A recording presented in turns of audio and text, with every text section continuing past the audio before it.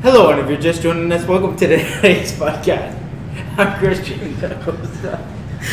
I'm Antonio Aragon. My name's Andrew. You? I'm Marissa Mercado. And I'm Reyna Garcia. Okay, so for episode 1 of our podcast today, we'll be talking about international education and the importance of it to these people and to nations. So let's start off the episode with Christian and Acosta. All right.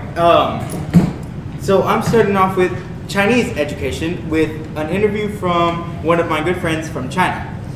She gladly did the interview with me this morning because, as you know, there is a time difference between China and the U.S. at 13 hours for Houston specifically. The main things that I wanted to ask her about was about what education meant to her. What is the most important subject to you and why? And I wanted to know a little bit about the school system over there because I feel like that's very important to this discussion we're having today. So I started with what does education mean to you? And the response I got was that education means that I can master knowledge on how to be a person, how to deal with problems in work, study, interactions, etc. The answer to the second question was English is the most important subject to her because she cannot live without it, and that she knows many different English speakers, whether they be from America, England, etc. And the answer to the third question was there's about 30 students in their school, and she is in third year, which is the equivalent of high school grade 9 in America. Mm-hmm. And that one of the most important parts was the rock climbing, of course, which is how they do their physical education, and the Chinese college entrance exam called the Gaokao. Mm-hmm. The first question I have for this discussion today, in regards to China, is what is your reaction to the fact that English is her favorite subject or the most important subject to her? So I can praise her for that because English is my favorite subject, and coming from a person who pretty much speaks only English, I love it just for its creativity because it has more creativity than other classes, I believe. But there is a difference between why I love it and why she likes it, because for her it's like learning another language, and for me it's just learning certain techniques. What about our other members? Well, I'm kind of curious. Over there, do you know if they study more languages than just English? They do have the option. Like I met someone on the subway one day who is studying German, but English is studied mostly because it's required for the Gaokao, which is the Chinese college entrance exam, which we will be discussing more in detail in the next episodes to come. Well, I find it interesting that her favorite subject was English because I feel like that's like me taking Chinese, and I don't really find that important in my life, but it's really eye-opening to know that English plays a big part in China. Yeah, actually here at Highs, the language class we're offered to take is Chinese. So there's a lot of us here taking Chinese. I think there's about 4 of us. Correct. So, but real quick, I want to hear what Reyna has to say in regards to the question I've asked. Could you repeat the question, please? Yes. What was your reaction to the fact that English was one of her favorite subjects, or her most important? Oh, I'm sorry. I guess it's a little shocking because most people don't like the English class. You know, I'm not talking about the language. I'm talking more of the class of reading, you know. And I'm one of those people, I feel like I'm more into the mathematics and sciences. So for her to like English, that's a lot about her and how much she likes to be educated and likes to learn more about other cultures, you know. So I guess that could be a little shocking. Okay. I know that my reaction to this was the fact that I can relate in the fact that the foreign language class is most important to me because I know it's important for job opportunities. However, the difference between America and China, Americans learning Chinese versus Chinese learning English, is that on the Chinese entrance exam, Chinese college entrance exam, they need to know English or they fail the test and won't be able to get into college. But Marissa, I know you had a question earlier, so go ahead and ask that question. Actually, another question. Didn't you recently just take the HSK? Yes, that's for foreigners only to test their proficiency in Chinese, and it's valid for 2 years, and there's 6 levels of test. Wow. So I took level 3. So I understand that you're American, you speak English and Chinese. So as a student who is learning Chinese and, you know, eventually became really advanced in it and even started a Chinese culture club, why is Chinese so important to you? Well, I'll tell you a little joke. The reason I started learning Chinese is because I didn't want to learn Spanish. I felt that Spanish had way too many. I felt that Spanish had way too many conjugations and stuff because that's part of their language. But in Chinese, all you have is 2 words. It's called guo and hui, which is guo is the past tense and hui is the future tense. But I ended up actually growing a love for it because I met people who can actually speak it, and the conversations make more sense in Chinese than they would in English.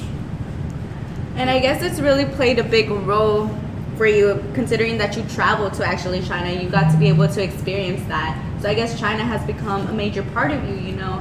And although you do live, well, I'm not sure if you live in a Spanish household. Do you? To some degree. To some degree. Well, I mean, that's very like different to hear from you, knowing that usually people will be a Spanish speaker, you know? Yeah. Considering yourself, you're a Hispanic, you know? Yeah. So for you to be learning Chinese, that's like really great too. Yeah, it's something sort of different. You don't normally see that. Thank you. Yes. So hopefully you learn Spanish and you can be trilingual. I agree. On to the next part of the episode. We'll be continuing with Antonio on his interview with Ms.Bobba. For me, I interviewed Ms.Bobba. She is a science teacher here at Heist. Some of the questions that I asked her were about how education is different in America and India, and her answer was how they give more priority here to students and less to teachers, and how the kids here are not even afraid or respect their teachers at all. But over there, you would have to respect your teachers and fear them. Over there, you can only call the female teachers teacher and the male teacher sir. That's So you don't call them by their like no, name? you cannot. Even over here, it's kind of like, I find it interesting that it's not acceptable to call a teacher by their first name. It's just by last name. Yeah. think Over it there, makes you would sense. fear the teachers. You wouldn't even want to call them by the first Yeah. Wow. And the next thing was how were tests a priority over there, and they were a big priority over there. You would have to take a type of final over there every 3 months. My God. God. Okay. Could not be able And to over do there that. for the test, it's mostly memorization. Wow. It's more between quantity, not quality. They don't care about how creative you are. It's just how much you do. The more So you creativity is cut down over there? do, So the it's- creativity crisis. Yeah, over there it's terrible. But now, right now it's better, but it's still pretty bad. So I've got a question for you. Do you feel like with standardized testing, no matter which nation, it changes the... It will cut the- down creativity. Yeah. Not cut down creativity as much as it will change learning for the test as much as... Like, the difference between learning for a test rather than learning to learn. Is that difference defined by the standardized test? I assume that it would change. Ms.Bobba even said that here they put more into quality instead of quantity. It's better to not memorize, but they teach you very little, but in that one subject they teach you a lot. Over there they teach you much, but you don't really learn the subject that well as you would.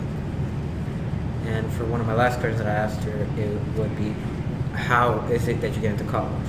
And when you're in 10th grade, you choose what you want to go into, either science, if you want to work with plants, it's botany, and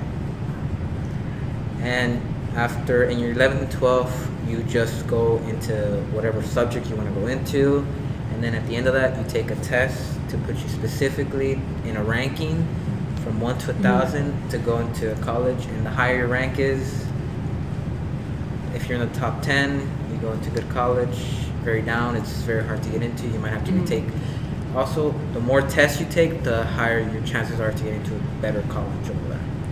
And also, there's a reservation for low caste systems, and if you don't know what caste systems is, how It's basically how people are related because of the major religion in India, which is Hindu. So it's kind of like a hierarchy to describe how people are ranked. Yeah, we learned about that like last year. and they reserve 15% in colleges just for low caste system people. And now they're starting to put more women into college, so now they reserve at least 30% for women in college. And that says a lot because as a woman, well, at least in America, you don't face as many challenges as other developing countries, but you do get to see that in jobs, males are mostly prioritized and given the higher position. And for women to be given the opportunity in India to start attending school, that's a very big improvement throughout the years. Yeah, like hearing about other nations and especially other nations like women's rights with education, I feel very grateful because in America, you know, there's the feminism movement is still going strong, but it's nice to realize that we do actually have a lot of rights as women, especially in school, compared to other nations. And addressing that last question you asked, Ms.Bobba, how do you guys feel that by 10th grade they have to decide what they have to do, and they have to go into that? How do you feel about having to pick a career path so early? I feel that that's a little bit too demanding of them because you need more time to choose what you actually want to go into. I feel like I could argue with that because people become more independent throughout the years. So even though you're in the 10th grade, they're teaching you how to be independent. So I guess you could see it as a good thing as well. I feel like it's kind of crucial to decide early because different cultures have different expectations. So it's crucial. And since, you know, we want to keep up, next we'll be going on with Andrew with his interview with Mr. Kim. So Mr. Kim's a mathematics teacher who teaches here at Heist. He grew up in South Korea and he explained his high school as very competitive and hard. And it's also really hard to get into college. Only usually the top 20% of the school get in a 4-year college, while the 20% below that get in a 2-year, and the remaining 60% are enrolled in a private institution to retake their courses, and they also have to pay for that. Also, tests are a massive chunk of their grade. Tests are 70 to 80% of the grade, while in the US it's usually 50% of classwork and homework.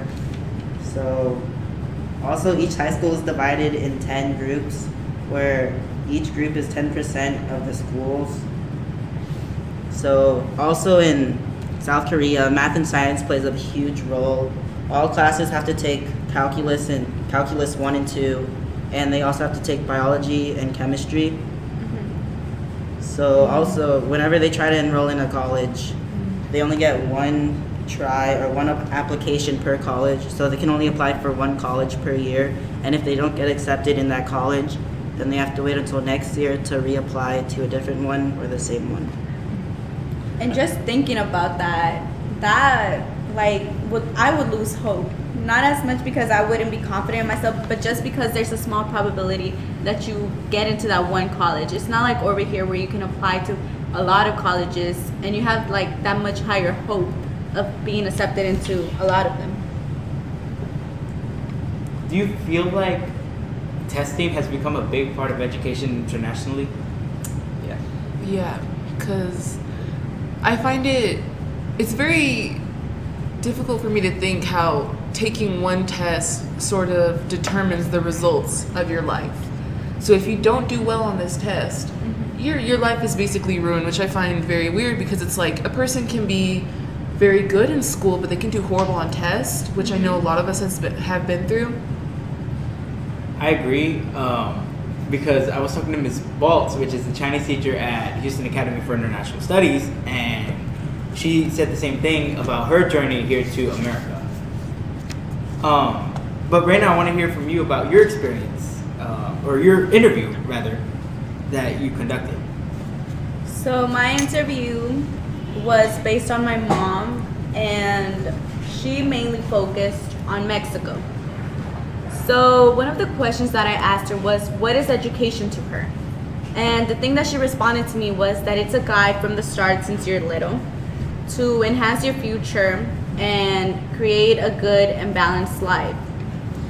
I also asked her until what grade does she receive education, and she mentioned to me that it was until 6th grade, which isn't really that shocking considering that back then education wasn't really encouraged as much as it is now. And I did ask her if she felt as standardized testing is prioritized or if actually understanding a subject is prioritized. And she said that just by looking at us, her kids, she feels that standardized testing is mainly prioritized because there's times where you have to struggle and you stress yourself out, and it's only for a test. It's not really to understand the concept. That's very interesting to hear because education has changed over time, which we'll also be discussing in another episode.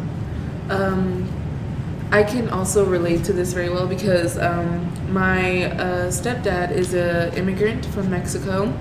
I don't know if I would say recently, but he only had an elementary school education, and his occupation is an electrician, which requires a lot of math and science.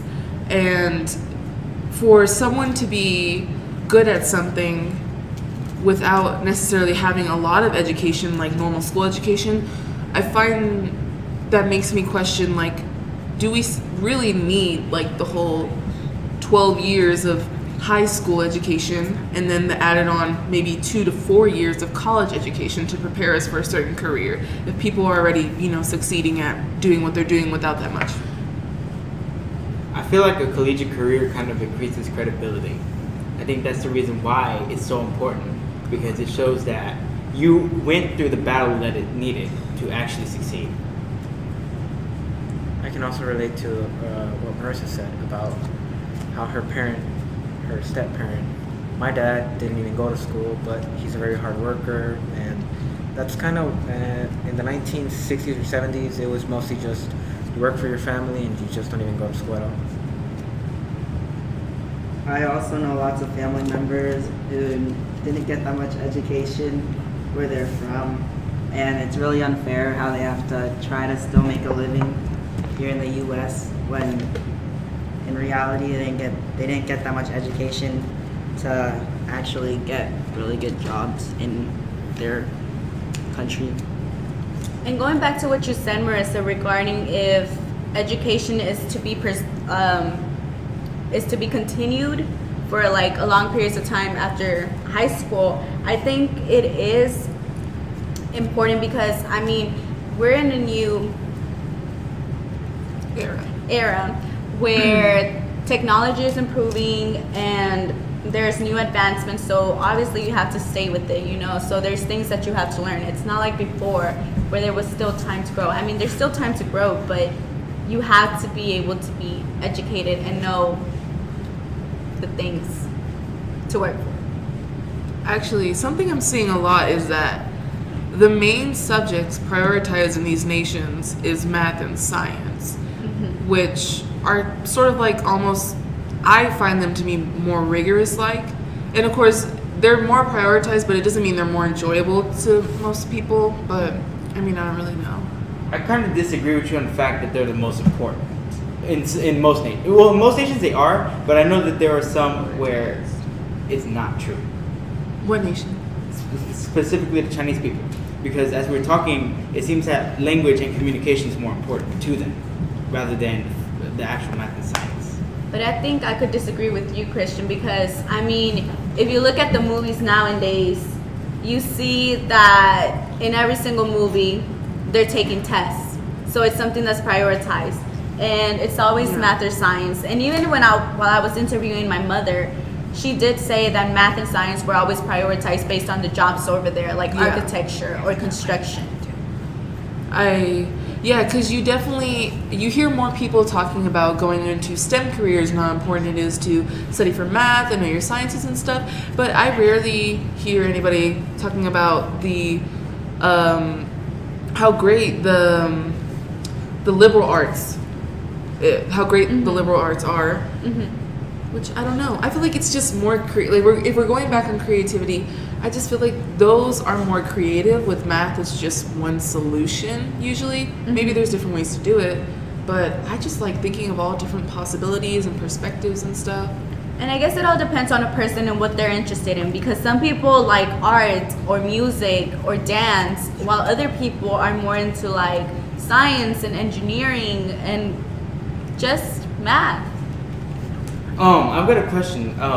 Did you use any sources in this finding? Yes, I'd actually like to talk about my own source, which is going to be about Chad in Africa.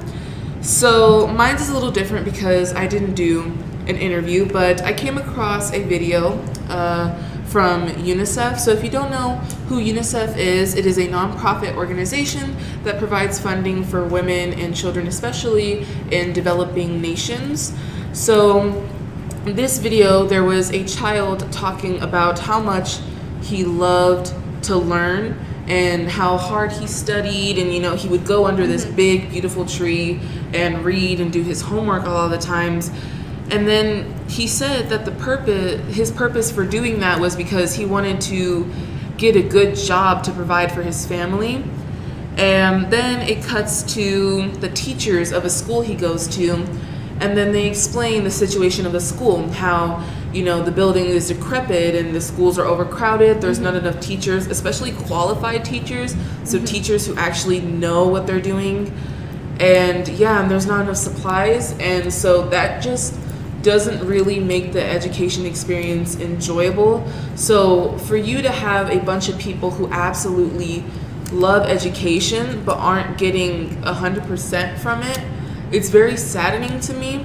So to have nonprofit organizations provide to these places is just amazing. So I feel like the contrast with that from us, especially in America, for what I grew up with, I feel like everything has been fine. Of course, there's a thing with some teachers not being qualified and stuff, but I feel like we've had good enough conditions. We have buildings that have AC, we have teachers, classrooms are not overcrowded. So I feel like, why is it that way for us, but it's not that way for them? Why do we have to have so many nonprofit organizations providing education for all these people? It should be a God-given and people-given right. Well, it should be. The unfortunate matter is it isn't, because government and economy plays a big part of it. And I know some nations are more economically better than others, and I know that ours is a lot better than most. So, but do you guys feel that nonprofits are very important in spreading education around the world? Yes. Yes. Yeah. I feel like if you as a person know these nonprofit organizations, you know that there is a problem, so you're more aware of it. And so you can't just sort of have a blind eye still to the issue at hand. That's good. And I think this is a wonderful spot to wrap up the episode for today. Yes, so any closing remarks or any questions, final questions? I just learned a lot today. No, I think we've covered mostly what we needed to cover. This was